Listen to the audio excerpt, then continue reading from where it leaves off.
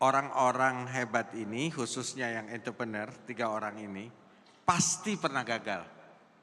Ya. Saya tahu Jaki ini dulu di kampus pernah coba dagang mie dan gagal, gitu.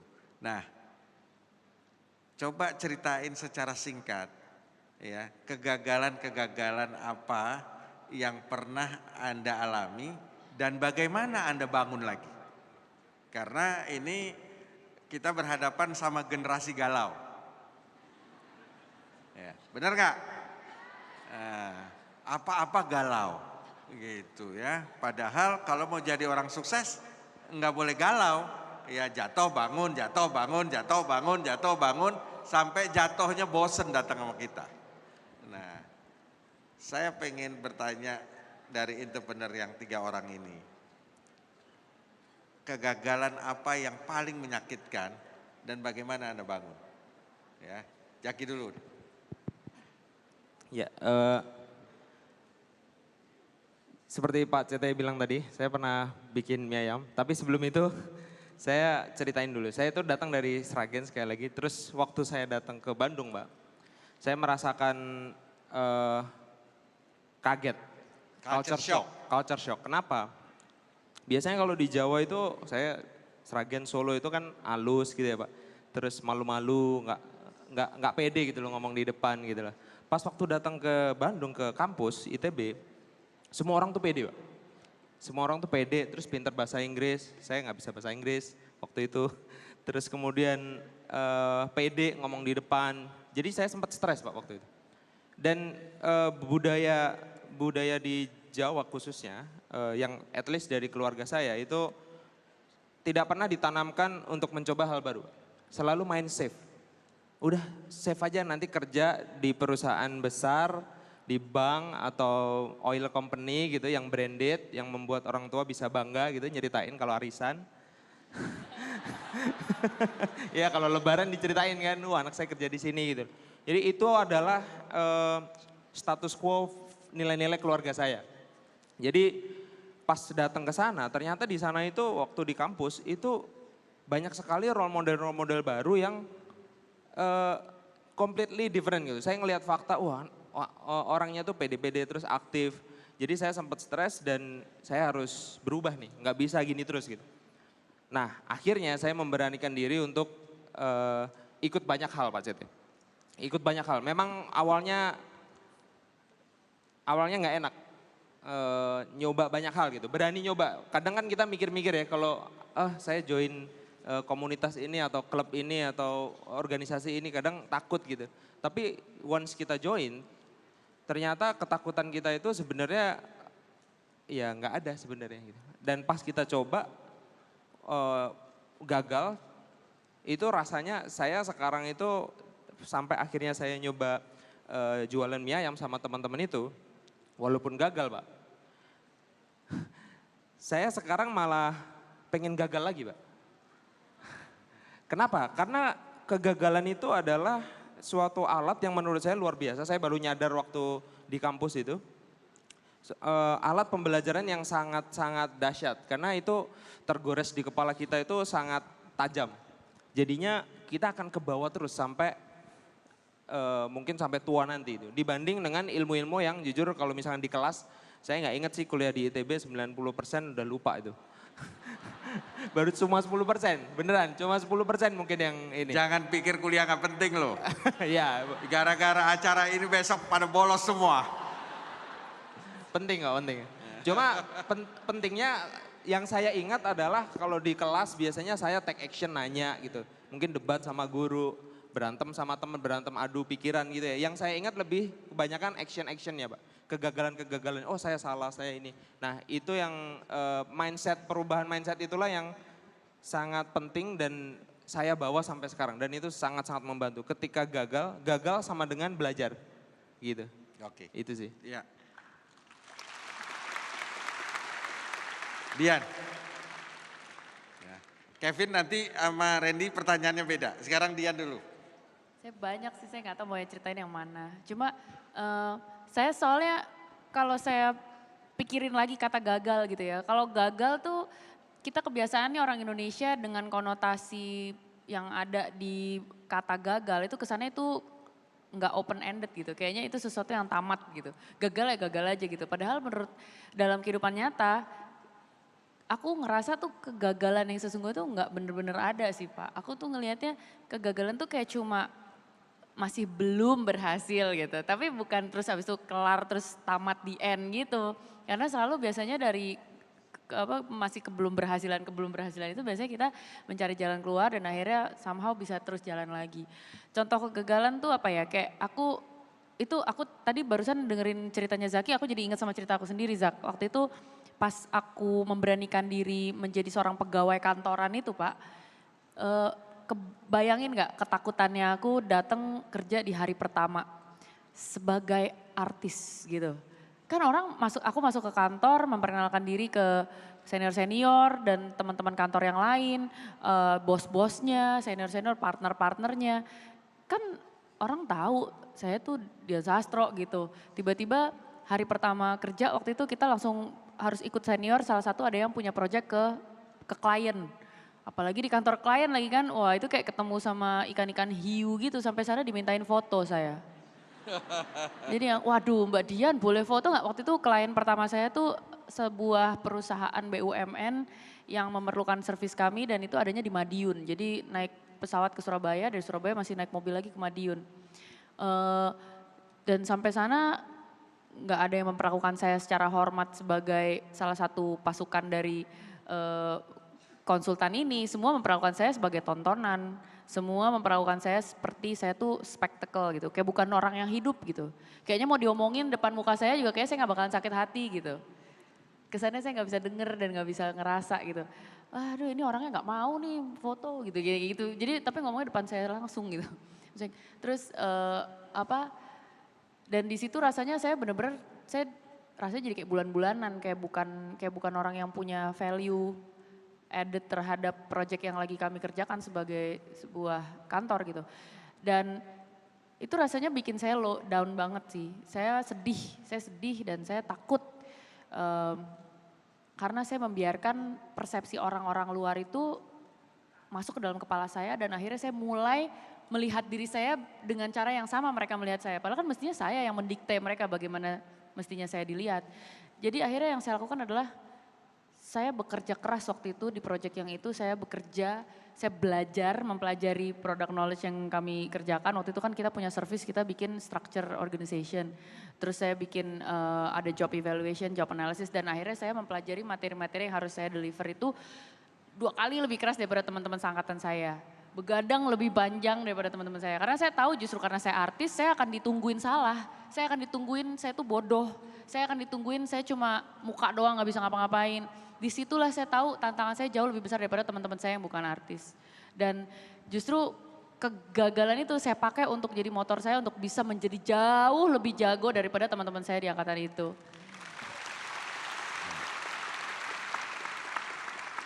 Teman-teman sekalian, 2 pelajaran penting yang saya ingin menggarisbawahi apa yang disampaikan oleh Jaki maupun Dian.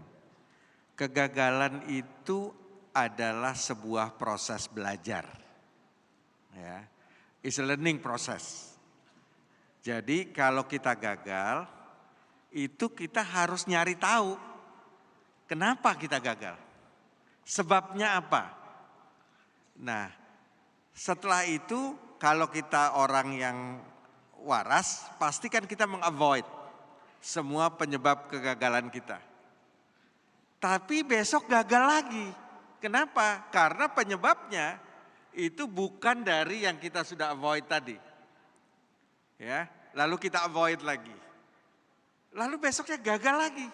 Ternyata ada penyebab lain.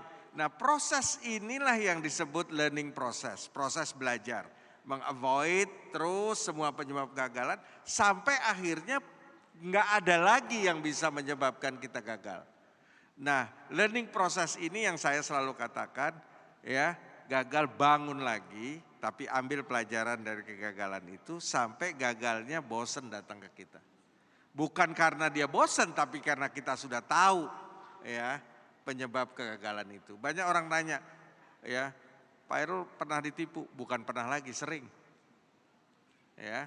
Tapi karena seringnya saya ditipu, saya itu kalau ngelihat orang dari jauh datang ke saya sudah tahu nih, oh mau nipu gue nih. Bukan karena saya ahli nujum, tetapi karena begitu seringnya saya ditipu dan saya bisa mempelajari itu. Ini saya ingin selalu men-sharing dari kalimat-kalimat yang disampaikan teman-teman ini. Yang kedua soal kuliah. Tadi bahaya suapnya Jaki nih, ya bilang kuliah nggak penting, ya semua yang di ITB lo dibilang nggak penting, ya. Nah, jadi pendidikan kita di sekolah, di kuliah itu memang tidak membuat kita itu bisa melakukan segala sesuatu dalam kehidupan kita sukses karena hasil dari kuliah. Tapi kuliah itu memberikan kita pemahaman proses berpikir. Proses berpikir itulah yang sebenarnya membuat kita bisa menjadi sukses. Jadi Anda nggak menjamin Anda cum laude di satu universitas Anda bisa sukses, ya. Karena bukan kesuksesan itu, tapi seberapa jauh Anda bisa menyerap proses berpikir Anda itu dari proses kuliah yang Anda dapat. Ya, jadi ini sharing yang saya ingin juga tekanin kepada teman-teman kaum milenial yang ada. Untuk Kevin, ya, teman-teman ini kalau bikin startup, bikin aplikasi rasanya bisa lah. Ya, tapi problemnya selalu gimana caranya aplikasi itu bisa jadi duit. Dalam istilah kerennya disebut monetizing. Ya. Banyak nih, ya, saya pengen tanya sekarang, siapa yang merasa dirinya mampu atau telah membuat aplikasi? Angkat tangan. Nah, ya. Pertanyaannya adalah bagaimana gitu membuat aplikasi yang bisa jadi duit? Ya gitu, jadi membuat aplikasi gampang, jadiin duit yang susah. Nah, gimana Kevin? Jadi yang paling penting itu sebenarnya kita harus berangkat dari problem apa sih yang mau kita solve, yang mau kita pecahkan. Kita sering lihat lah karena kita juga mulai invest di startup-startup di Indonesia. Jadi kita lumayan sering lihat mungkin aplikasi yang dibikin sedikit semena-mena aja kayak oh gue bisa bikin aplikasi ya gue bikin aplikasi.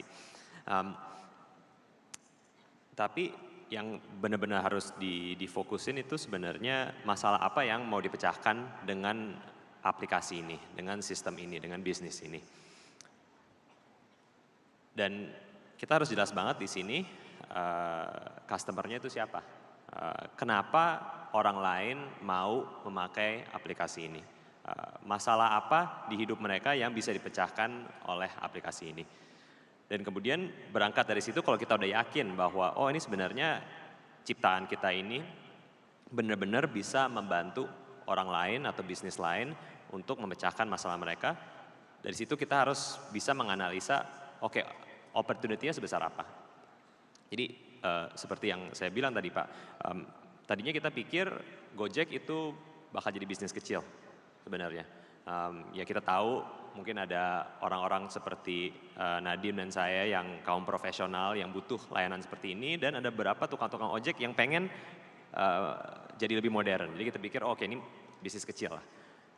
Nah begitu kita lihat respon dari masyarakat, begitu kita lihat respon dari tukang ojek yang ingin gabung, begitu kita lihat respon dari ratusan ribu restoran-restoran kecil yang ingin masuk ke platform kita sadar bahwa ini bisa jadi bisnis yang luar biasa besarnya. Jadi yang pertama tuh kita tapi awalnya tuh selalu dari masalah apa sih yang dipecahin dan begitu mikirin duit baru kita mungkin harus sedikit lebih hitung-hitungan. Misalnya kalau kita cuman masuk bisnis make tukang ojek untuk nganterin paket misalnya. mungkin bisnisnya nggak bakal sebesar apa yang ada sekarang. Cuman karena kita sadar bahwa sebenarnya ada banyak masalah di distribusi makanan, pengantaran barang, transportasi manusia, dan seterusnya, kita tahu bahwa ini benar-benar bisa diduitin karena opportunity-nya besar, bukan kecil. Tapi sebelum ke sana, karena kita juga lihat ada yang kebalikannya, yang ngeliat oh ini industri besar, banyak duitnya, banyak perusahaan-perusahaan yang valuasinya tinggi di bisnis ini, gue juga pengen bikin. Ada juga yang kayak gitu, tapi justru approach yang sebaliknya itu kita lihat juga seringkali gagal karena kurang ada fokus ke customer atau problem yang mau di-solve itu. Oke, Randy, ini pertanyaannya sedikit mungkin agak berat. Ya. Tapi karena Randy usianya sudah agak lebih senior, jadi bolehlah agak berat dikit. Ya. Sekarang ada para ekonom di Amerika itu bicara startup itu seperti Ponzi Pond, ya Ponzi scheme, ya. Jadi katanya sekarang teman-teman ini kaum milenial itu startup itu very unique, beda dengan physically business. Value perusahaan itu ditentukan dari seberapa besar keuntungan yang dihasilkan. Startup ini agak unik, ya. Joke-nya makin dia rugi, value-nya makin tinggi. Gitu. Jadi ini sehingga ada para ekonom di Amerika sudah bilang bahwa ini seperti Ponzi scheme. Ponzi scheme itu adalah skema gali lubang tutup lubang yang akhirnya lubangnya begitu besar, akibatnya nggak bisa ditutup lagi, ya. Atau kalau dalam bahasa kita sekarang contohnya first travel, ya. Jadi bikin murah, orang ikut umroh, ya. Yang pertama berangkat, yang dapat duluan itu berangkat, yang belakang nggak bisa berangkat. Nah, jadi gimana pandangan Anda terhadap dualisme pemikiran? Karena ini selalu jadi dilema yang luar biasa. Di satu sisi bilang, wah ini prospektif. Di sisi lain bilang, wah ini bahaya. Nah, gimana pandangan Randy dalam hal ini? Jadi pertanyaannya mengenai valuasi dan apakah berapa valuasi startup ya. I think dari sisi valuasi startup dan segalanya tentunya teman-teman juga pasti lebih jago daripada saya, udah sering ngomong sama investor. Enggak, jadi, Anda saya tanya karena dianggap lebih netral lah. Betul, ya. Tapi kalau kita lihat dari misalnya seperti yang Pak Cete tahu juga, semua tahu startup kan sekarang kita banyak, of course diskusinya banyak startup dari sisi internet ekonomi. Tapi konsep startup kan sebenarnya kan bukan mulai tahun 2000 dari dulu memang ada startup kan, cuman startupnya kan ya beda-beda aja. Zaman dulu menciptakan TV bagaimana, zaman sekarang itu pertama menurut saya. Menurut saya kalau dari soal valuasi berapa lama, kalau kita lihat ya berapa investor dari mana, dari siapa saja. Dari satu sisi ada investor mungkin financial investor, dari sisi kedua mungkin dari strategic investor. Dari kalau kita lihat dari dan orang-orang, menurut saya orang-orang yang invest uang di startup ini kan juga bukan orang-orang baru bukan orangnya udah cukup lumayan analisa ya. Jadi menurut saya mereka tuh of course ada ekspektasi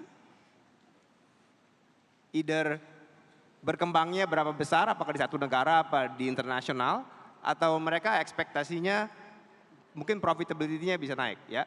Nah, saya nggak tahu apakah 5 tahun lagi, 10 tahun lagi berapa yang overvaluation atau undervaluation. I mean that's a little bit of a pertanyaan yang cukup besar. Tapi menurut saya kalau kita lihat dari sisi opportunity, saya nggak ngomong valuasi, tapi dari sisi opportunity contohnya, misalnya dari e-commerce ya, mungkin Pak Mas Taki bisa benerin kalau saya ngomongnya salah ya. Mungkin e-commerce Indonesia mungkin baru 3% dari GDP e-commerce di Indonesia. Ini negara-negara lain, misalnya di negara lain udah high double digit di Amerika. Kalau kita melihat dari sisi Indonesia dan dari sisi internet penetrasi meskipun sudah sekarang lebih dari 50-60%, Tapi kalau lihat dari sisi dari penetrasi e-commerce, penetrasi retailing dibanding sama negara-negara lain, sama dibanding tempat lain itu masih sangat besar sekali menurut saya kesempatannya di Indonesia dan juga di Asia Tenggara. Jadi menurut saya sih mungkin lebih ke arah the future is still very bright, tapi the specificity Jadi itu lihat. boleh saya anggap Anda masih optimis? Apa Anda masih optimis? Ya, I think so, yes.